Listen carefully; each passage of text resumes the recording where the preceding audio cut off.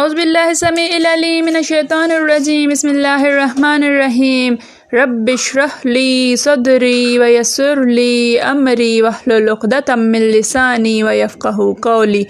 رب یسر ولا تؤثر تمم بالخیر وبک نستعین رب زدنی علما۔ السلام علیکم ورحمۃ اللہ وبرکاتہ۔ الحمدللہ ہم سورہ بقرہ کا ترجمہ و تفسیر کر رہے ہیں۔ 274 آیات کا ترجمہ و تفسیر الحمدللہ ہم کر چکے ہیں۔ آج کا سبق آیت نمبر 275 سے۔ دیکھیے، اعوذ باللہ من الشیطان الرجیم الذین یأکلون الربا لا یقومون الا کما یقوم الذین یتخبطہ الشیطان من المس۔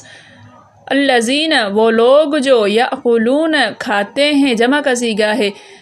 ربا سود بیاج، لا یقومون لا نہیں، یقومون وہ کھڑے ہوں گے، جمع کا صیغہ ہے یہ بھی کاما یقوم سے، الا مگر سوائے اس کے کہ کما جیسے کہ یقوم کھڑا ہوتا ہے، الذی وہ شخص جو یتخبط خبتی بنا دے، اس کو خبتی بنا دے، اس کو حواس باختہ بنا دے، اس کے حواس کھو دیے ہوں، الشیطان شیطان نے، اس شخص کی طرح جس کے حواس شیطان نے کھو دیے ہوں، من المس من سے مس چھونے سے، چھونے کی وجہ سے، ذالک یہ بأنہم بے سے ان کے ہم وہ اس لیے کہ وہ قالو انہوں نے کہا، قالو جمع کا صیغہ انما در حقیقت بہرحال البیع تجارت مثل مانند ہے ربا سود کے، اس لیے کہ انہوں نے کہا کہ حقیقت میں تجارت سود کی مانند ہے، وَأَحَلَّ اللَّهُ الْبَيْعَ اور حلال کیا، واو حالیہ ہے، حال یہ ہے کہ حالانکہ احل حلال کیا ہے اللہ نے البیع بے کو، تجارت کو، سودے کو، وحرم اور حرم حرام کیا ہے ربا سود کو، فمن پس من جو کوئی جس کو جا پہنچی ہو اسے، پس جس کسی کو بھی پہنچے، جسے بھی پہنچے، موعظۃ نصیحت، موعظہ من رب ہی من سے رب ہی اس کے رب سے یعنی اس کے رب کے پاس سے، اس کے رب کی طرف سے، پس جس کسی کو بھی اپنے رب کے پاس سے نصیحت پہنچ جائے، فانتہا پھر وہ باز آ جائے، پھر وہ باز آ گیا، فلہ پس لہ کے لیے ہو اس کے لیے ما سلف ما جو سلف گزر چکا، تو اسی کے لیے ہے جو گزر چکا ہے، وَأَمْرُهُ اور امر حکم معاملہ ہو اس کا، تو اس کا معاملہ اللہ الی طرف اللہ کی طرف ہے، ومن عاد اور من جو عاد لوٹے پھر کرے، دوبارہ سے کرے، فَأُولَئِكَ پس اولئک یہی وہ لوگ ہیں، اصحاب النار اصحاب والے، نار آگ والے، تو یہی لوگ آگ والے ہیں، ہم فیہا ہم وہ فیہا فی میں ہا اس میں خالدون ہمیشہ رہیں گے۔ الذین یأکلون الربا لا یقومون الا کما یقوم الذین یتخبطہ الشیطان، وہ لوگ جو سود کھاتے ہیں، الذین یأکلون الربا وہ لوگ جو سود کھاتے ہیں، لا یقومون الا کما یقوم الذین یتخبطہ الشیطان، وہ کھڑے نہیں ہوں گے، وہ کھڑے نہیں ہو سکیں گے مگر یہ کہ جیسے کوئی شخص کھڑا ہوتا ہے جسے شیطان نے چھو لیا ہو، جسے شیطان نے چھونے کی وجہ سے خبتی بنا دیا ہو، جس کے شیطان نے حواس کھو دیے ہوں، ذالک بأنہم قالوا، ذالک یہ بأنہم اس لیے ہے کہ قالوا انما البیع مثل الربا، انہوں نے کہا کہ اصل میں بے سود کی مانند ہے، اصل میں سود کی طرح ہے تجارت، وَأَحَلَّ اللَّهُ الْبَيْعَ حالانکہ اللہ نے حلال کر دیا ہے تجارت کو، وحرم الربا اور حرام کیا ہے سود کو، فمن جاءہ موعظۃ پس جس کسی کے پاس نصیحت پہنچ جائے من ربہ اس کے رب کے پاس سے، فانتہا پھر وہ باز آ جائے، پھر وہ باز آ گیا اس سے، فلہ ما سلف تو اس کے لیے ہے جو گزر چکا ہے، وامرہ الی اللہ اور اس کا معاملہ اللہ کی طرف ہے، ومن عاد اور جو کوئی پھر لوٹے اور جو کوئی پھر سے سود لے، فاولئک اصحاب النار تو وہی لوگ دوزخ والے ہیں، ہم فیہا خالدون وہ اس میں ہمیشہ ہمیشہ رہیں گے۔ جو لوگ سود کھاتے ہیں وہ قبروں سے اس طرح حواس باختہ اٹھیں گے جیسے کسی کو جن نے لپٹ کر دیوانہ بنا دیا ہو، اور اس لیے کہ وہ کہتے ہیں کہ سودا بیچنا بھی تو نفع کے لحاظ سے ویسا ہی ہے جیسے سود لینا، حالانکہ سودے کو اللہ نے حلال کیا ہے اور سود کو حرام۔ تو جس شخص کے پاس اللہ کی نصیحت پہنچی اور وہ سود لینے سے باز آ گیا تو جو پہلے ہو چکا وہ اس کا، اور قیامت میں اس کا معاملہ اللہ کے سپرد، اور جو پھر لینے لگا تو ایسے لوگ دوزخی ہیں کہ ہمیشہ دوزخ میں جلتے رہیں گے۔ دیکھیے کہ یہ ان لوگوں کے بارے میں، ان ایسے لوگوں کے بارے میں یہ آیت ہے جو یہ بحث کرتے ہیں کہ تجارت بھی تو سود کی طرح ہی ہے کہ فائدہ دونوں میں ہی ہے۔ تجارت کرو تو اس میں بھی فائدہ ملتا ہے، اس میں بھی مال لگاتے ہیں، اور سود اس میں بھی مال لگاتے ہیں اور اس میں بھی فائدہ آتا ہے، لہٰذا تجارت تو سود کے ہم معنی ہے۔ دیکھیے پیچھے ہم پڑھتے آئے ہیں کہ ذکر چل رہا تھا اللہ کی راہ میں خرچ کرتے رہنے کا،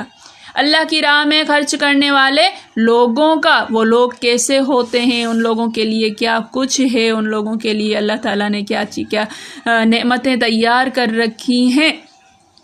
ہو چکا ان کا ذکر جو نیک تھے، صدقہ و خیرات کرنے والے، زکاتیں دینے والے، حاجت مندوں اور رشتہ داروں کی مدد کرنے والے، غرض ہر حال میں اور ہر وقت دوسروں کے کام آنے والے تھے۔ تو ان کا بیان ہو رہا ہے جو کسی کو دینا تو ایک طرف رہا، دوسروں سے چھیننے، ظلم کرنے اور ناحق اپنے پرایوں کا مال ہضم کرنے والے ہیں۔ تو فرمایا کہ یہ سود خور لوگ اپنی قبروں سے ان کے بارے میں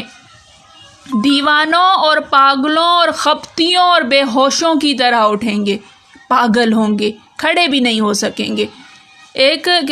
قرأت میں من المس کے بعد یوم القیامہ کا لفظ بھی آیا ہے کہ قیامت کے دن وہ اس طرح اٹھیں گے۔ ان سے کہا جائے گا کہ لو اب ہتھیار تھام لو اور اپنے رب سے لڑنے کے لیے آمادہ ہو جاؤ۔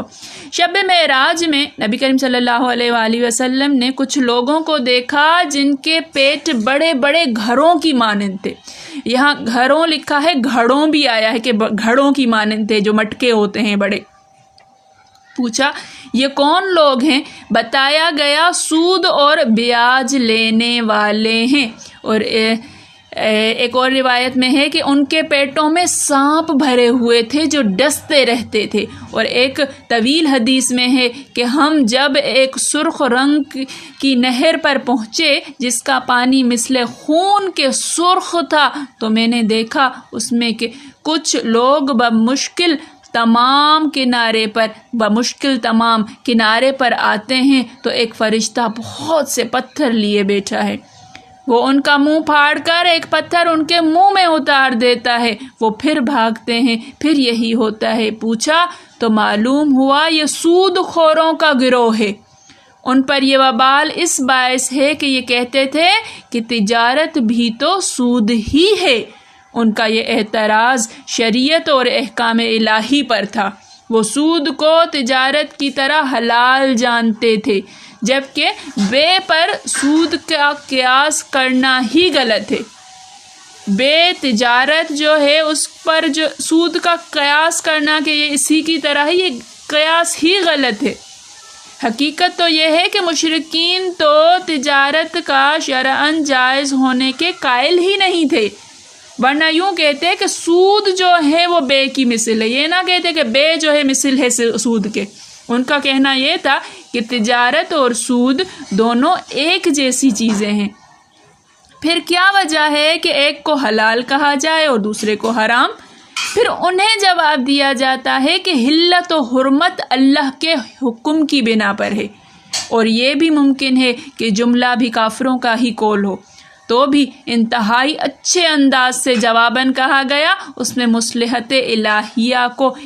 ایک کو اللہ نے حرام ٹھہرا دیا ہے اور دوسرے کو حلال۔ پھر اعتراض کیسا؟ اللہ کی مرضی، جسے حلال ٹھہرائے جسے حرام ٹھہرائے۔ علیم و حکیم اللہ کے حکموں پر اعتراض کرنے والے تم کون ہو؟ کس کی ہستی ہے اس سے باز پرس کرنے کی؟ تمام کاموں کی حقیقت کو ماننے والا تو وہی ہے، وہ خوب جانتا ہے کہ میرے بندوں کا حقیقی نفع کس چیز میں اور فی الواقع نقصان کس چیز میں ہے، تو نفع والی چیزیں حلال کرتا ہے اور نقصان پہنچانے والی چیزیں حرام کرتا ہے۔ کوئی ماں اپنے دودھ پیتے بچے پر اتنی مہربان نہیں ہوگی جتنا اللہ اپنے بندوں پر ہے۔ وہ روکتا ہے تو بھی مصلحت سے اور حکم دیتا ہے تو مصلحت سے۔ اپنے رب کی نصیحت سن کر جو باز آ جائے اس کے پہلے کیے ہوئے تمام گناہ معاف۔ اللہ نے ایک نصیحت فرمائی، انسان رک گیا تو جتنا بھی گزر چکا عفا اللہ عما سلف، کہ جو کچھ بھی گزر چکا ہے وہ اللہ نے معاف کر دیا، جیسے حضور صلی اللہ علیہ وسلم نے فتح مکہ والے دن فرمایا، چنانچہ سب سے پہلا سود جس سے میں دستبردار ہوتا ہوں وہ عباس کا سود ہے۔ پس جاہلیت میں جو سود لے چکے تھے ان کو لوٹانے کا حکم نہیں ہوا۔ ایک روایت میں ہے کہ ام بہنہ حضرت زید بن ارقم کی ام ولد تھی، حضرت عائشہ کے پاس آئیں اور کہا کہ میں نے ایک غلام حضرت زید کے ہاتھ 800 کا اس شرط پر بیچا کہ جب ان کے پاس رقم آئے تو وہ ادا کر دیں، اس کے بعد انہیں نقدی کی ضرورت پڑی تو وقت سے پہلے ہی وہ اسے فروخت کرنے کو تیار ہو گئے۔ میں نے 600 کا خرید لیا۔ اب وہی جو انہوں نے 800 کا بیچا تھا وہی اب 600 کا 200 کم کر کے خرید رہی ہیں، کیونکہ اگلے بندے کو حضرت زید کو جو ہے ضرورت ہے۔ حضرت صدیقہ نے فرمایا، تو نے بھی اور اس نے بھی بالکل خلاف شرع کیا، بہت برا کیا۔ جاؤ زید سے کہہ دو اگر وہ توبہ نہ کرے گا تو اس کا جہاد بھی غارت جائے گا جو اس نے حضور صلی اللہ علیہ وسلم کے ساتھ کیا ہے۔ میں نے کہا اگر وہ 200 جو مجھے اس سے لینے ہیں چھوڑ دوں اور صرف 600 وصول کر لوں تاکہ مجھے میری پوری رقم 800 کی مل جائے، آپ نے فرمایا پھر کوئی حرج نہیں ہے۔ یہ بے کے اندر بھی ہیرا پھیری کرنا کہ چیز کو ایک رقم سے ہم نے جو ہے وہ بیچا، پھر اس کو ضرورت ہے اسی سے ہم نے کم میں لے لیا اسی چیز کو، یہ معاملے بڑے جو ہیں وہ سخت ہیں، اس میں چھان بین کرنی پڑتی ہے۔ کئی تجارت کے ایسے معاملات ہیں جن میں سود کا پہلو آ جاتا ہے، بہت زیادہ۔ یہاں پر جو ہے وہ سود کے قسمیں یہاں پہ بیان کی ہیں، مخابرہ، محاکلہ، اور ایک اور بھی قسم ہے جس میں مختلف صورتیں ہوتی ہیں جس میں سود آ جاتا ہے، جس میں ایک ہیلا کیا جاتا ہے کہ یہ چیز میری، اس کے علاوہ سب تمہارا۔ تو اللہ تعالیٰ نے نبی کریم صلی اللہ علیہ وسلم نے منع فرمایا ہے۔ یہ میں پوری تفصیل اگر پڑھوں بھی تو آپ کو سمجھ ایسی کوئی خاص آنی نہیں ہے، اس لیے میں اس کو آگے کر کے اور صرف پوائنٹس جو ہیں وہ آپ کو بتا رہی ہوں۔ دیکھیے کہ سودی تجارت کو جو ہے یہاں پر سورہ بقرہ، حضرت عائشہ سے مروی ہے کہ جب سورہ بقرہ کی آخری آیت حرمت سود میں نازل ہوئی تو حضرت نبی کریم صلی اللہ علیہ وسلم نے مسجد میں آ کر اس کی تلاوت کی، یہ والی آیات جو ہیں، اور سودی کاروبار اور سودی تجارت کو حرام قرار دیا۔ بعض ائمہ فرماتے ہیں کہ اسی طرح شراب اور اس طرح کے تمام خرید و فروخت وغیرہ وہ وسائل و ذرائع ہیں جو اس تک پہنچانے والے ہیں، سود تک پہنچانے والے ہیں، سب حضور صلی اللہ علیہ وسلم نے حرام کر دیے۔ صحیح حدیث میں ہے کہ اللہ تعالیٰ نے یہودیوں پر لعنت اس لیے کی کہ جب ان پر چربی حرام ہوئی تو انہوں نے ہیلا سازی کر کے حلال بنانے کی کوشش کی، چنانچہ یہ کوشش کرنا بھی حرام ہے اور موجب لعنت ہے۔ اس طرح پہلے وہ حدیث بھی بیان ہو چکی ہے جس میں کہا گیا کہ جو شخص دوسرے کی 3 طلاق والی عورت سے اس لیے نکاح کرے کہ پہلے خاوند کے لیے حلال ہو جائے، اس پر اور اس کے خاوند پر اللہ کی پھٹکار اور اس کی لعنت۔ اس طرح کہ شریعت میں ہیلا بازی کرنا یہ حرام ہے، یہ اللہ تعالیٰ نے جو ہے وہ منع فرمایا ہے، نبی کریم صلی اللہ علیہ وسلم نے منع فرمایا ہے۔ جب ایک حکم آ گیا کہ یہ چیز حرام ہے اور اس کے پاس سے نہیں جانا، تو پھر جو ہے وہ راہیں نکالنے والا کون سا طریقہ؟ راہیں نکال کے نہیں، اس طرح سے حلال ہوتا ہے، اس طرح سے حلال ہوتا ہے۔ ایک حکم آ چکا کہ یہ طریقہ حرام ہے۔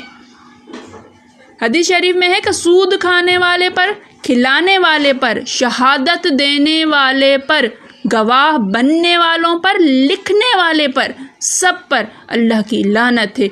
ظاہر کاتب و شاہد کو کیا ضرورت پڑی ہے جو وہ خواہ مخواہ اللہ کی لعنت اپنے اوپر لے۔ اسی طرح بظاہر عقد شرعی کی صورت کا اظہار اور نیت میں فساد رکھنے والوں پر بھی اللہ کی لعنت ہے۔ حدیث میں ہے کہ اللہ تعالیٰ تمہاری صورتوں کو نہیں بلکہ تمہارے دلوں اور نیتوں کو دیکھتے ہیں، کہ کسی طرح سے جو ہے وہ ہیلے حوالے کر کے اس چیز کو حلال کر دینا، اندر میں کیا ہے یہ ہمیں پتہ ہے۔ ہر وہ چیز جو دل میں کھٹکے، جس میں دل گواہی دے رہا ہے کہ غلط ہے، تو پھر اس سے رک جانا چاہیے۔ دل گواہی دے رہا ہے کہ میں غلط کا نہیں، میں بہانے ڈھونڈ کے کہ اس کو کسی طرح سے حلال کر دوں۔ اللہ تعالیٰ رحم کا معاملہ فرمائے، اللہ تعالیٰ سمجھنے کی توفیق عطا فرمائے۔ میرے پڑھانے میں، آپ کے پڑھنے میں، میرے سمجھانے میں، آپ کے سمجھنے میں کوئی غلطی، خطا، بھول چوک ہو گئی ہو تو میں اللہ کے حضور میں توبہ کرتی ہوں اور معافی کی خواستگار ہوں۔ ربنا تقبل منا انک انت السمیع العلیم۔ السلام علیکم ورحمۃ اللہ وبرکاتہ۔